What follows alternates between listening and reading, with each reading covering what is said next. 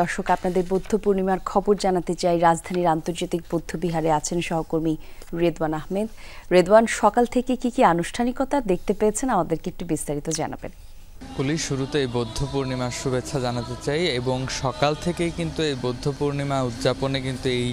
আজকের এই যে বৌদ্ধবিহার, এই বৌদ্ধবিহারে কিন্তু বৌদ্ধের যে ভক্তরা তারা কিন্তু সকাল থেকেই জড়ো হতে শুরু করেছেন এবং সকাল থেকেই তারা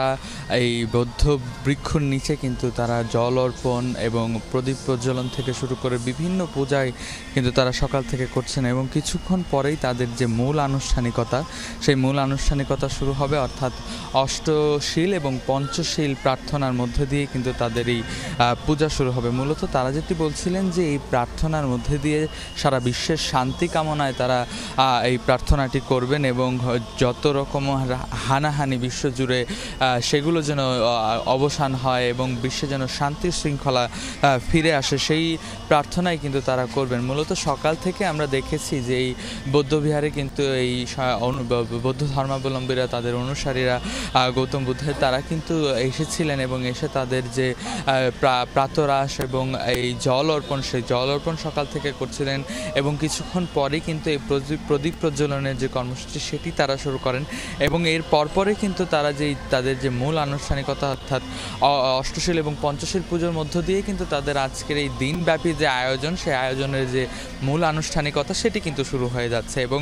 যেমনটি আমরা বলছিলাম যে এখানের একজন বুদ্ধিস্টের সাথে আমরা কথা বলছিলাম এবং তিনি যেটি বলছিলেন যে এই দিনব্যাপী আয়োজনে তাদের যে মূল বার্তা, এই মূল প্রার্থনা, তাদের সেই প্রার্থনার মধ্যে কিন্তু উঠে আসছে এই পৃথিবীর শান্তি শৃঙ্খলা এবং হিংসা বিদ্বেষ যেন প্রতিটি প্রাণী ত্যাগ করে যেন জগতে সুখ শান্তি ফিরে আসে, সেই প্রত্যাশা তারা করছিল। এবং তারা বলছিলেন যে তাদের এই আজকের দিনটি আরও বেশি মহিমান্বিত হয়েছে যেহেতু পৃথিবীর এশিয়া মহাদেশের একটি অন্যতম দুই শক্তিধর রাষ্ট্র পাকিস্তান এবং ভারতের মধ্যে যেই যুদ্ধ চলমান ছিল, সেই যুদ্ধের যে অবসান হয়েছে, সেই অবসানের কারণে কিন্তু তাদের এই আজকের দিনটি আরও বেশি মহিমান্বিত হয়েছে, এমনটি কিন্তু তারা বলছিলেন। এবং দিনব্যাপী আয়োজনে তারা এই বিভিন্ন আয়োজনে কিন্তু এই দিনটি পালন করবেন এবং সেই সাথে মঙ্গল কামনায় তারা মগ্ন হবেন, প্রার্থনায় মগ্ন হবেন, এমনটি কিন্তু আমরা জানতে পেরেছি। জি, ধন্যবাদ আপনাকে রেদওয়ান।